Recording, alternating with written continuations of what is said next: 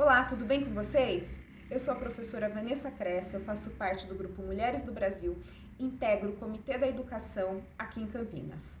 Bom, tantos profissionais têm modificado significativamente o próprio trabalho nessas últimas semanas. Um grupo em especial, todos os dias tem se perguntado como pode fazer mais, como pode fazer melhor para levar o conhecimento a tantas crianças e a tantos jovens. Esse grupo é o grupo de professoras e professores.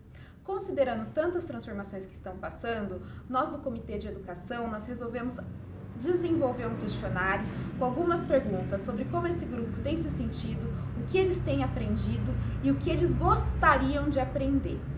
Em relação ao que eles têm sentido, nos chamou a atenção, na frequência das respostas, a palavra angústia. E foi nessa direção que nós resolvemos convidar uma especialista em comportamento para que nós pudéssemos conversar sobre inteligência emocional. É claro que nós sabemos que os problemas que os professores vivem ou vivenciaram antes dessa pandemia, eles passam por tantas questões que escapam à própria vontade que eles têm de fazer a diferença. Nós reconhecemos a necessidade de melhores condições de trabalho, nós reconhecemos a necessidade de políticas mais coesas, de políticas de Estado e não políticas partidárias na educação, políticas que tenham continuidade, nós sabemos de tudo isso. No entanto, nós vivemos um momento que nós precisamos contar com alguns aliados, nós precisamos desenvolver algumas ferramentas e também o nosso bom humor, tudo bem?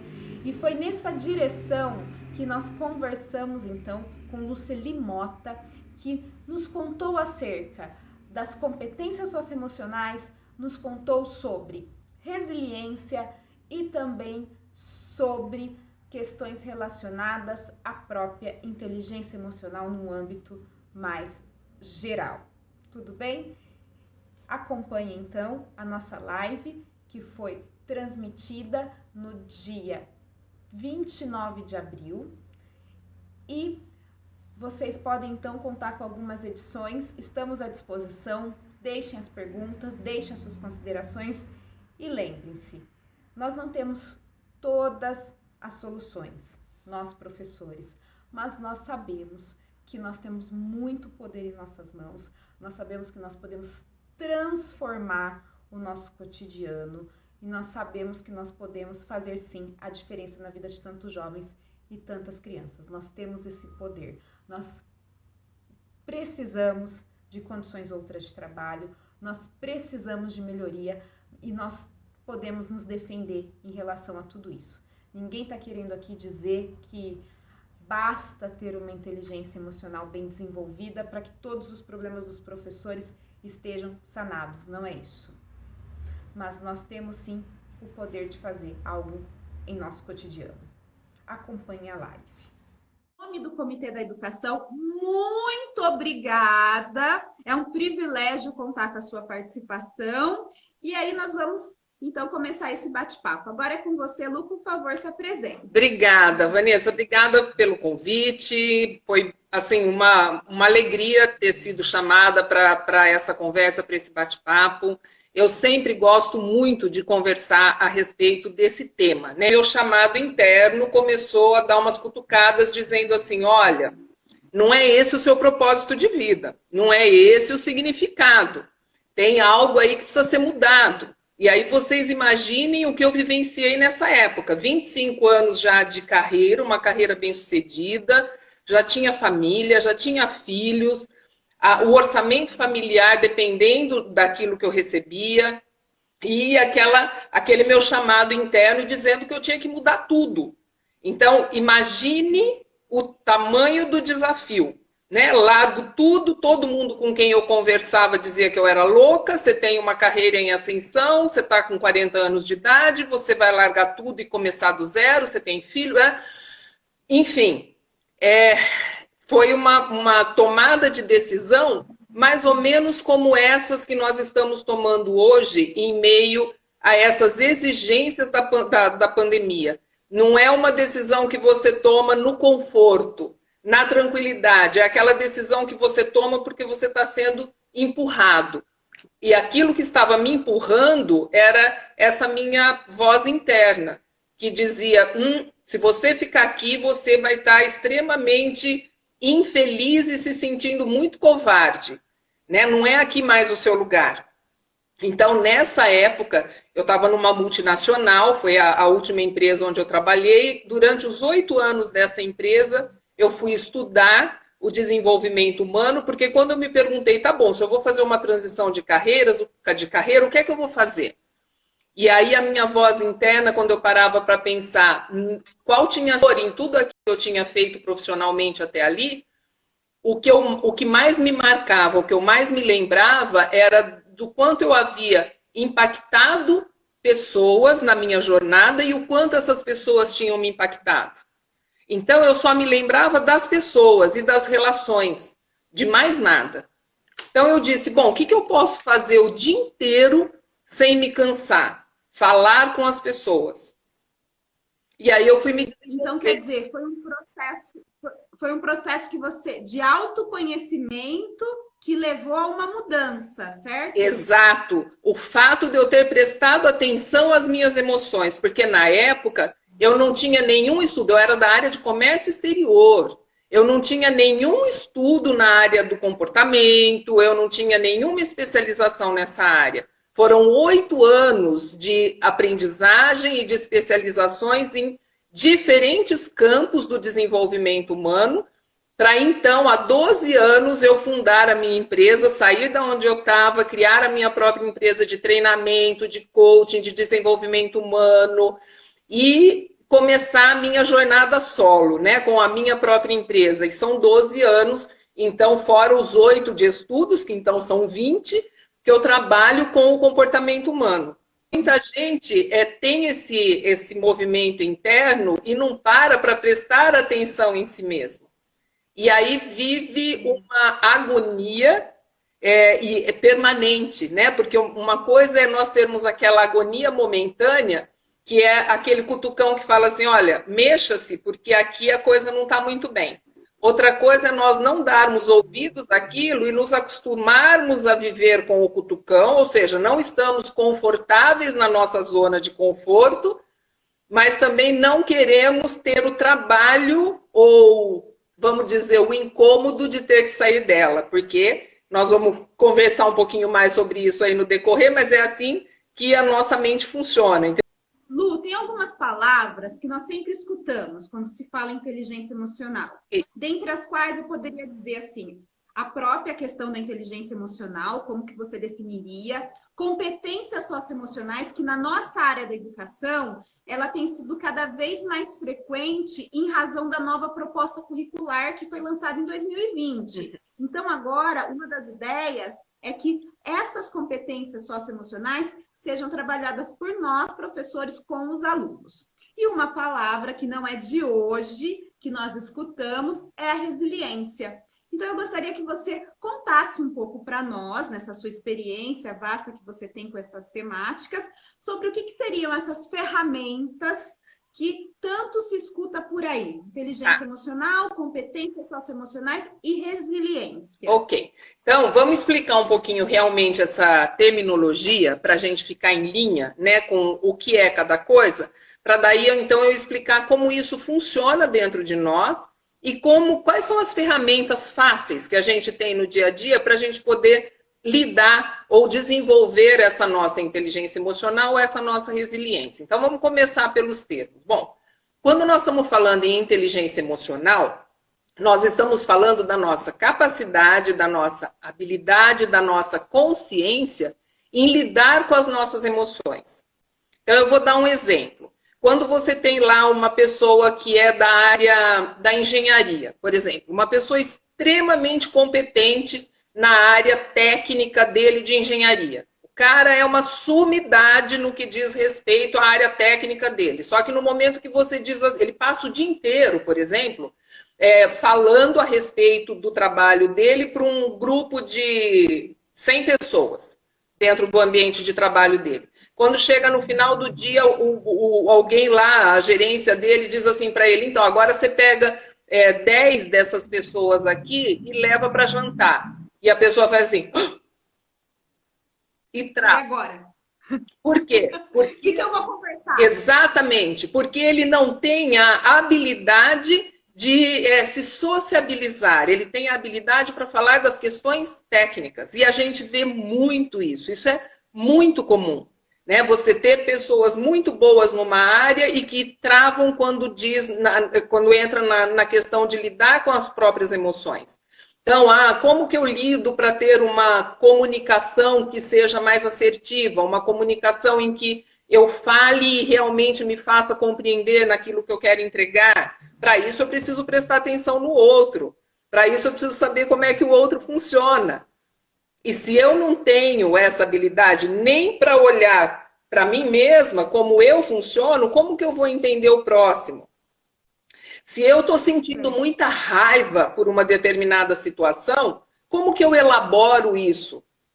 Para eu não enfiar embaixo do tapete, mas também não ficar com esse negócio preso aqui na minha garganta. Como que eu elaboro? Como eu lido com isso? Para que isso pare de ser um distúrbio, que pare de me incomodar e para que eu resolva essa situação também de uma maneira assertiva.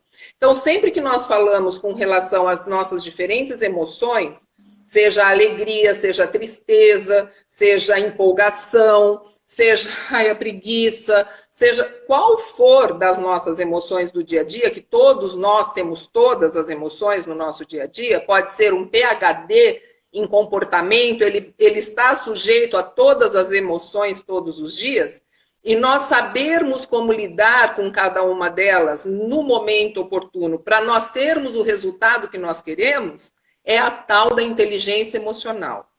Então, aí nós estamos falando da inteligência emocional, é essa capacidade de usar isso tudo que é inerente, todo mundo tem essa possibilidade, né? Basta tomar essa consciência e desenvolver. Então, falamos aqui da inteligência emocional. E aí, vamos falar então um pouquinho do termo que você disse aí, das inteligências, competências socioemocionais. E vocês vão me ver olhando aqui porque eu tenho colinha, tá?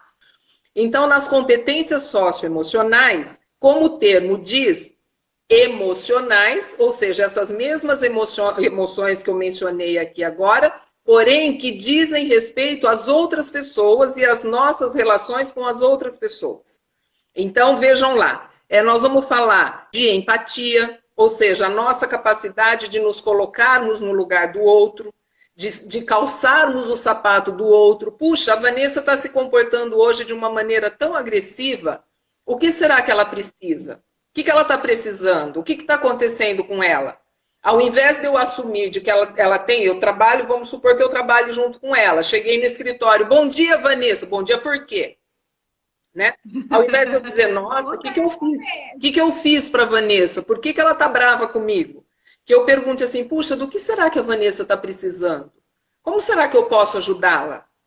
Isso é a tal da empatia, e é uma das características socioemocionais, que, inclusive, quando a gente fala nas mudanças que vão acontecer a partir desse tsunami chamado esse vírus aí, que eu não gosto de ficar falando muito o nome dele, não, mas quando essa onda de aceleramento que está acontecendo com tudo por conta disso, e inclusive das escolas virtuais, que com certeza quando tudo isso passar, muito dessa onda da virtualidade vai permanecer, porque em muitos aspectos ela é muito mais produtiva, em outros, quando a gente fala de competências socioemocionais, prejudica, no sentido de que como as nossas crianças, os nossos jovens vão desenvolver as suas competências socioemocionais lidando só no ambiente doméstico, só com a sua família. E o socioemocional do meu vizinho, e o socioemocional da minha escola, que são culturas, ambientes diferentes. Pessoas criadas em ambientes diferentes. Então, essa interação humana, né, pessoal, ela é imensamente importante para que a gente possa desenvolver essas competências socioemocionais. Então, falamos da empatia, fala-se da felicidade, e esse é um termo que dá umas 3 lives para a gente falar, porque felicidade para cada um tem um sinônimo diferente. Então, eu digo assim, que felicidade, para mim, é um estado de espírito. Eu posso estar extremamente aborrecida, triste, preocupada, chateada, com raiva. Eu posso estar com uma porção de situações ao meu lado que são conturbadoras, mas eu sou uma pessoa feliz.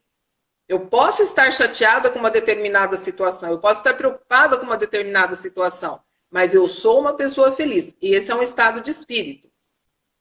Muita gente, e para mim a felicidade, e para muitos estudiosos da felicidade, né, muitos autores estudiosos da felicidade, a felicidade está atrelada a essa questão de estarmos conectados com a nossa missão de vida, com o nosso propósito de vida, de nos sentirmos plenos, com a integridade com os nossos valores, integridade com aquilo que a gente pensa e sabe que é o certo e faz e procura fazer o certo. Então, essa integridade com a qual nós levamos a nossa vida, ela nos traz esse senso de que eu estou no caminho certo. Autoestima, como que a gente se preza, o quanto que a gente se gosta, o quanto que a gente se cuida. Fala-se da ética, né? O quanto eu lido com ética na minha vida, nas minhas atitudes, no meu comportamento. Fala-se da paciência, que está muito relacionada ao autoconhecimento, a pessoa se entender, ter inteligência emocional. Tendo inteligência emocional, ela vai conseguir desenvolver a paciência dela, que é uma dádiva, para lidar com as situações com compreensão. Responsabilidade, a autonomia, ou seja, eu ser capaz de andar pelas minhas próprias pernas e tomar as minhas próprias decisões, criatividade, entre outras. Então, aqui eu passei rapidamente só para vocês entenderem o que são essas competências socioemocionais que nós lidamos na nossa vida e nós, como educadores, pais, líderes, chefes de pessoas, empregadores, nós temos essa responsabilidade na nossa vida de ajudar essas pessoas que estão ao nosso lado a desenvolver e a praticar com ética as suas competências socioemocionais. Mas para isso nós precisamos ter, né? Se eu não tenho essas habilidades, como que eu consigo ajudar o outro que está do meu lado a desenvolvê-las?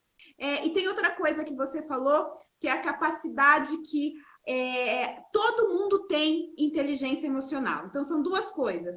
Nós sempre podemos desenvolver e todos temos essa capacidade. Para nós que somos da educação, isso é muito importante de termos conhecimento. Porque você aposta no outro que ele vai ter a capacidade de desenvolver e que ele tem as condições de aprender. Então, isso é muito interessante. Nossa, Vanessa, você me fez lembrar uma experiência, essa é uma experiência científica que foi feita e que cabe muito para as pessoas que estão na educação, que diz justamente sobre isso que você está falando. Se o professor, e por isso eu falo, autoconhecimento é algo que deveria ser ensinado para a criança no bercinho. Porque assim, todas as mães, pais, educadores, professores chegariam para a criança e para o adolescente já tendo isso desenvolvido neles e ajudando esse próximo que está ali no bercinho a vir desenvolvendo o seu também. Então, deveria começar ali. Por quê? Olha o tamanho da importância do professor nessa vida, nesse desenvolvimento da inteligência emocional e dessas competências socioemocionais de um aluno.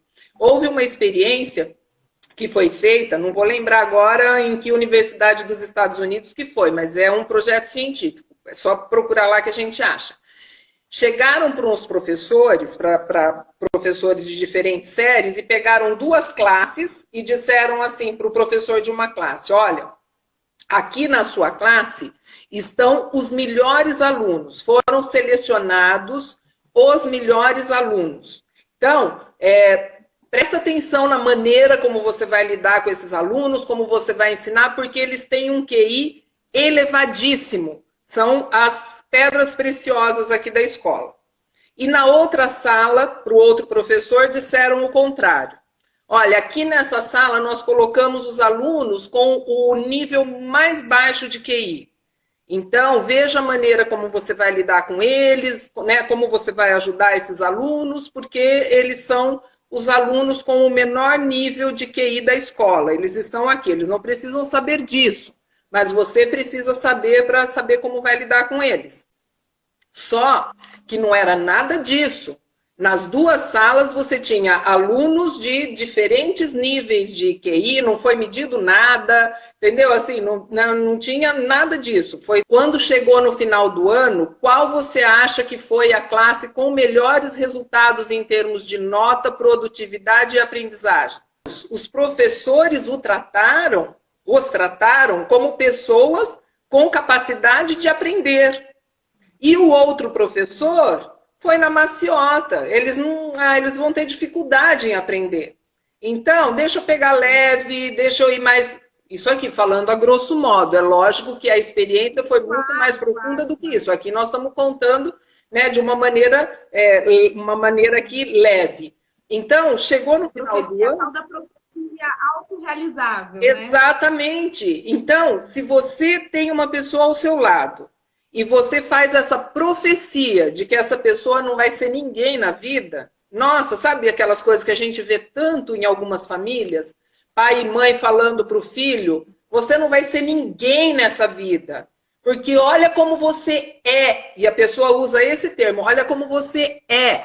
E não é como você é, olha o que você está fazendo, né? Agindo da maneira como você está agindo. Você acredita que você vai chegar onde você gostaria de chegar? Uma coisa é você falar da atitude da pessoa. Outra coisa é você jogar para quem ela é, você jogar para a essência dela.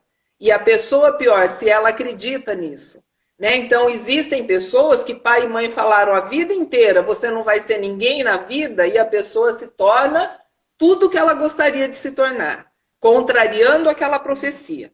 Só que, por outro lado, existem pessoas que o pai e a mãe dizem isso e ela acredita. E isso é inconsciente. Isso não está no nível da consciência da pessoa. Ela não sabe por que ela se boicota. Ela não entende por que ela larga as coisas pela metade. Ela não entende... Uma autossabotagem, né, Lu? Exato. Uma autossabotagem. Exato. E muitas vezes ela não sabe por quê. Porque isso está lá internalizado. Não está ela não se lembra, não está no racional dela. Mas ela ficou escutando aquilo e aquilo está lá no inconsciente. E aí, quando a oportunidade aparece... Lá no inconsciente dela vem aquela mensagem, né? Nem adianta que isso daí não é para você, você não vai conseguir, você não vai dar conta, né? Isso daí não faz teu tipo, não é teu gênero, não é. E a pessoa vai se auto-sabotando e as oportunidades vão passando. Então é muito importante, professor, pais, educadores, olhe para o teu filho como essa pedra preciosa que esse ser é, né? E profetize que esse ser vai mostrar todo o brilho que ele tem. E se ele está falhando em algum ponto que você acha importante como educador, fala da atitude, fala daquele comportamento, fala daquele momento. Não colocando aquilo, olha, você está sendo preguiçoso, né? Não, você é um preguiçoso. É completamente diferente na essência da pessoa uma coisa e outra. Uma coisa é você falar do comportamento, isso é mutável. E é um privilégio do nosso idioma, né? Que nós temos a diferença do ser e do estar. Estamos até aqui com o comentário da Adriana dizendo, essa dica é muito boa. Você está, você não é. Então, isso é muito... Temos outro comentário aqui da Sônia dizendo que o professor ele tem por dever elevar essa autoestima dos alunos. Né? É uma missão de todo educador, é uma missão de todo líder, é uma missão de todo pai e mãe, faz parte do nosso papel. Só que aquilo que eu estou dizendo, se nós não recebemos essa orientação, se nós não tivemos esse aprendizado nas gerações passadas, como que nós estamos prontos no momento que somos professores, líderes, pai e mãe, se nós não fomos ensinados lá atrás? Então, eu acho que nós estamos já há algumas décadas tendo a oportunidade de ouvir a respeito, de aprender a respeito, para fazer a diferença nas gerações que vieram depois disso. Em nós mesmos, em primeiro lugar, né, de aprendermos a respeito disso, porque escola nenhuma ensina isso. Agora está começando a entrar no currículo, agora vai se começar a falar disso. É importante que se dê o devido valor para essa matéria, né? O fato é que você falou da inteligência emocional, das competências socioemocionais, e aí nós combinamos também que você nos contaria um pouco sobre a questão da resiliência, porque apesar de tudo, apesar de toda essa diversidade, algumas pessoas têm uma capacidade de encontrar uma força, uma coisa assim, uma gana, uma garra. Eu queria que você explicasse um pouquinho sobre esse conceito, e depois a gente vai entrar em outros dois conceitos que a gente conversou um pouquinho na reunião de alinhamento. Tá bom. O conceito da resiliência é um conceito muito trabalhado nessa área do comportamento, para falar dessa força emocional, né? Eu até brinquei com você e com a Rutinha quando a gente fez a reunião, falando do fitness emocional, né? Então eu gosto muito de falar, fazer uma analogia da resiliência com a nossa musculatura emocional. Então, assim como nós temos os nossos músculos físicos e a gente vai para uma academia lá fazer exercício para fortalecer a nossa musculatura do corpo, ficar tudo durinho, ficar tudo firme, ficar saudável, nosso corpo ficar saudável, inclusive a musculatura do coração, a gente tem a nossa musculatura emocional. Só que muitas vezes esquecemos de exercitar a nossa musculatura emocional, justamente por essa falta de conhecimento, de chamar para esse olhar para o nosso lado emocional. Como a gente não foi criado com esse conceito, muitas vezes esquecemos que nós temos essa musculatura emocional que precisa ser trabalhada todos os dias, assim como nós trabalhamos o nosso corpo.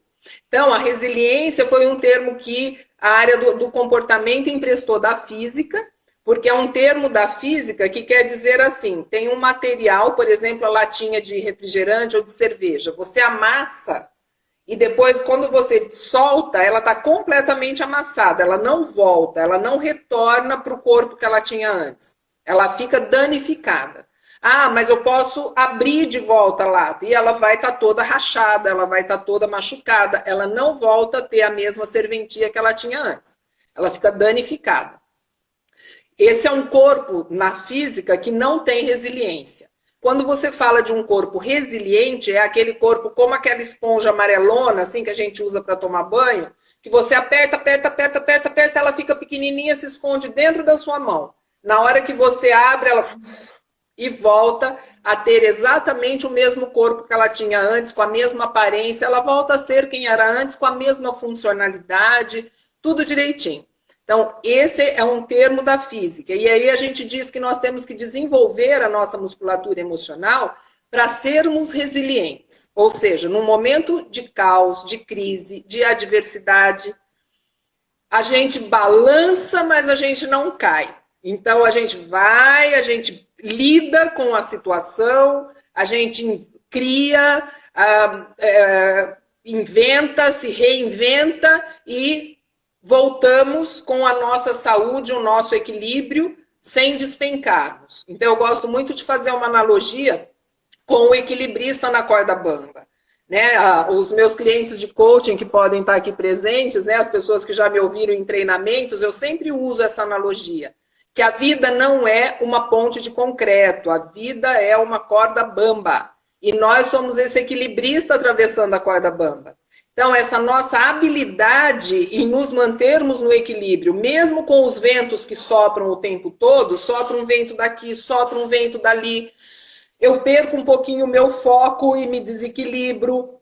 Se eu tenho essa atenção para o meu eu, no momento em que eu me vejo desequilibrando, ou pelo vento, ou pelo desfocar, ou pelo medo, ou pela insegurança, seja pelo motivo que for, imediatamente eu retomo ao meu equilíbrio usando as ferramentas que eu tenho dentro da minha caixinha de conhecimento. Ou seja, como eu faço, eu como equilibrista, como eu faço no momento que eu me desequilibro para voltar rapidinho para o meu equilíbrio.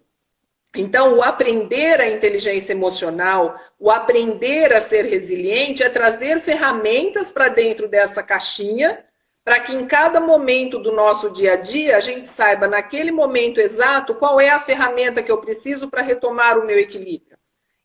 Então, exatamente. O pessoal está mandando vários comentários aqui, né? A Maria do Socorro falou uma coisa muito bonita, que esse momento é um momento de nós reaprendermos a amar.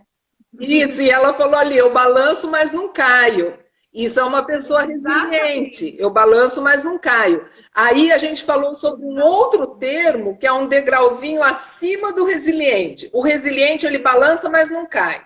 Então, por exemplo, quando você fala do bambu, o bambu é uma planta muito resiliente. Pode passar um dilúvio, ela dobra, vai até lá no chão e depois ela volta e continua sendo... É muito difícil você quebrar um bambu, né? Então, isso é resiliência.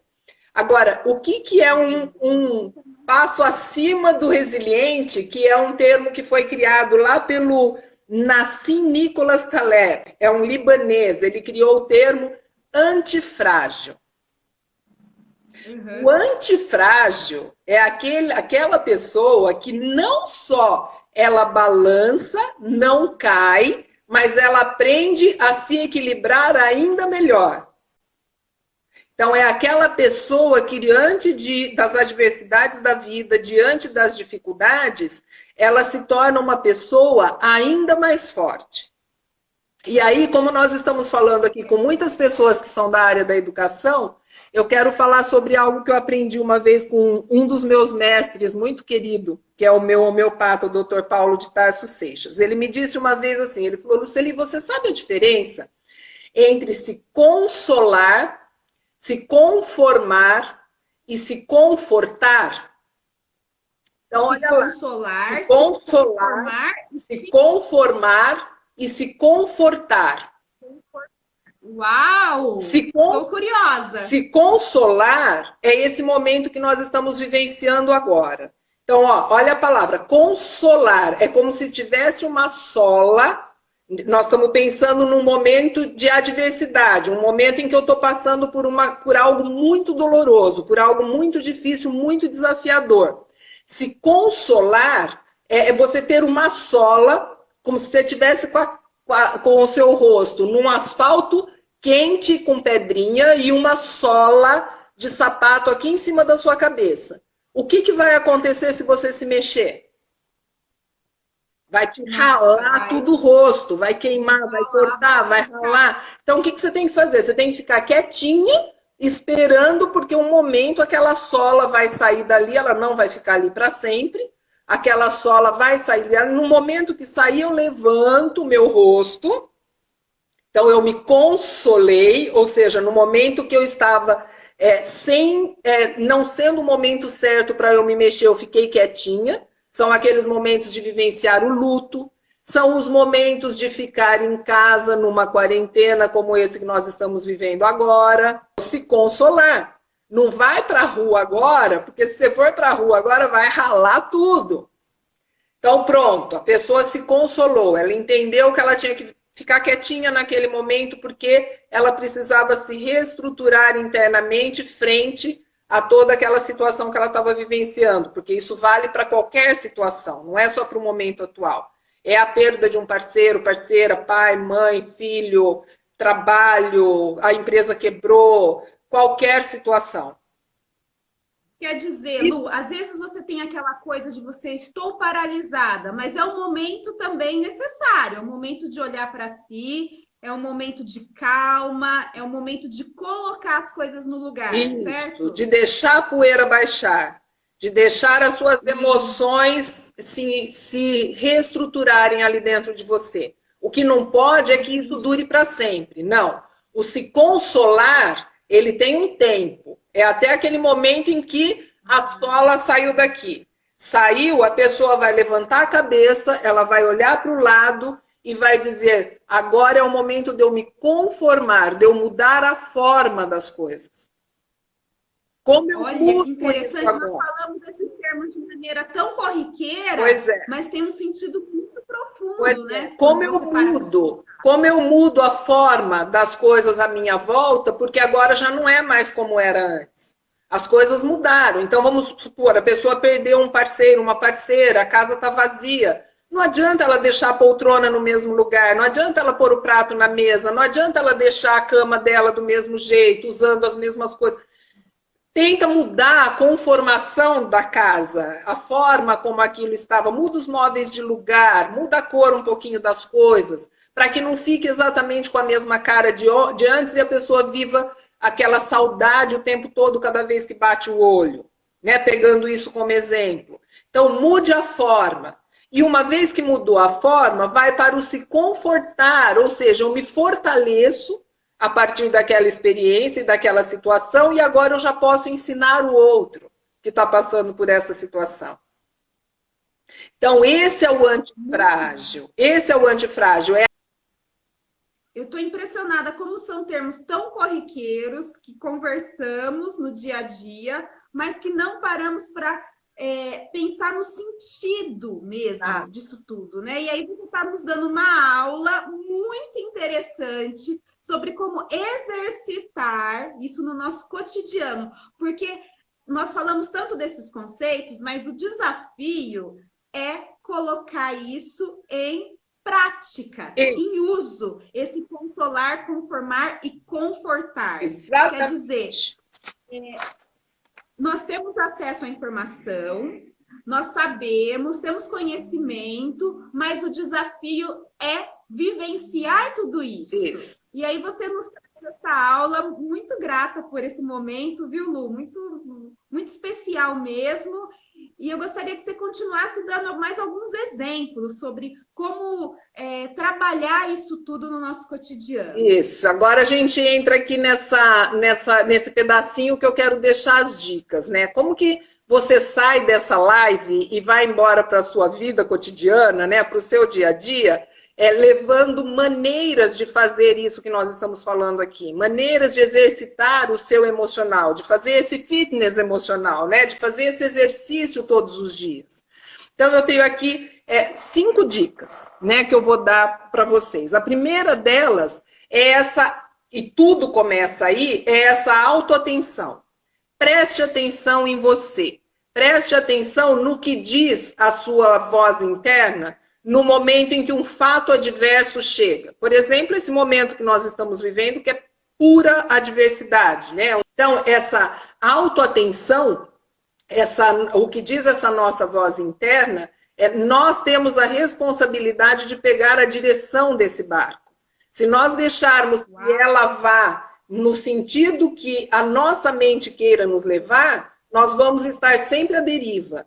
Nós temos que assumir o leme, nós temos que assumir o comando da nossa mente. Ela está a nosso serviço. E não nós a serviço da nossa mente. Então, esse é o ponto número 1. Escute o que diz a sua voz interior. Ouvindo o que diz a sua voz interna, se ela é negativa, faça, e essa é a dica número 2, se ela é negativa, muda o rumo da conversa. Ou seja, se eu estou pensando uma coisa negativa, mas esse negócio não vai dar certo. Se eu estou pensando assim, o que eu gostaria? Eu gostaria que desse certo. Então, e se você, no momento que ouve a sua voz interna dizendo, esse negócio não vai dar certo, você perguntasse assim, mas e se desse? Como é que seria?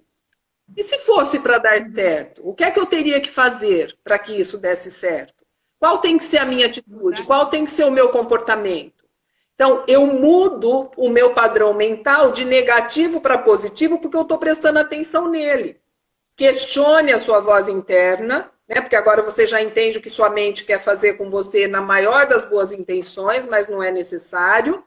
Mude o comportamento da sua mente, ou seja, vá para o positivo, vá para aquilo que você quer, né? Foque, tudo aquilo que você foca, expande. Então, foca no que você quer. O esforço e a energia gasta é a mesma, para você focar no que você não quer ou no que você quer. Terceira dica. Lu, tem 7 minutinhos. Então, isso eu vou mais rápido. Terceira dica. Esteja no presente. Nós começamos essa live dizendo que as pessoas estão angustiadas e ansiosas. Estar angustiado é estar no passado. Estar ansiosa é estar no futuro.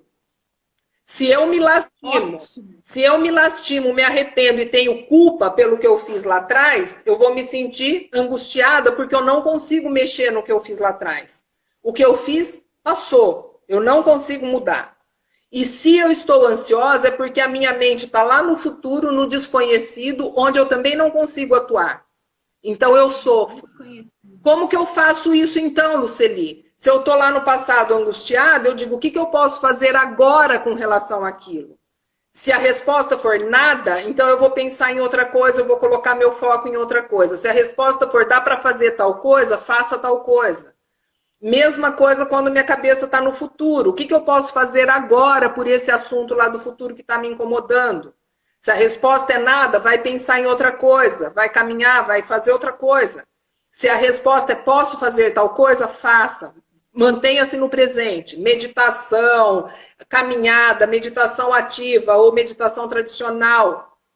Vem para o presente, respira, sente teu corpo. Quarta dica. Apreciar o que temos ao invés de se lamentar pelo que não temos. Se é isso que nós temos, se é isso que dá para o momento, agradeça. Então, viva gratidão, reconhecimento. Viva, todos os dias faça uma lista de tudo pelo que você é grato. E toda vez que vier uma queixa, ao invés de se queixar, pensa naquilo que você pode agradecer. Ao invés de focar na queixa, porque senão ela vai se expandir, foca na gratidão, naquilo que você tem para agradecer, porque aí é isso que vai se expandir, e não a queixa. E é o tal do exercício, né, Lu? É o tal do exercício contínuo. Sua gratidão. Todos os dias. É um exercício. Isso é para todo dia. E a quinta dica, mudar o nível das suas perguntas. Se a sua pergunta interna está sendo assim, por que isso está acontecendo comigo? Por que isso está acontecendo com o mundo? Pergunte assim, qual é a oportunidade que eu posso tirar dessa situação?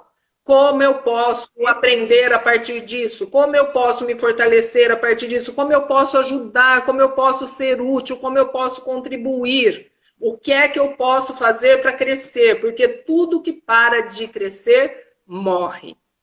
Então, eu vou encerrar a minha fala dizendo uma coisa que é assim. Quando a situação é boa, desfrute-a. Quando a situação for ruim, transforme-a. Quando a situação não puder ser transformada, transforme-se. Então, o convite desse momento que eu deixo aqui para vocês, e eu fico...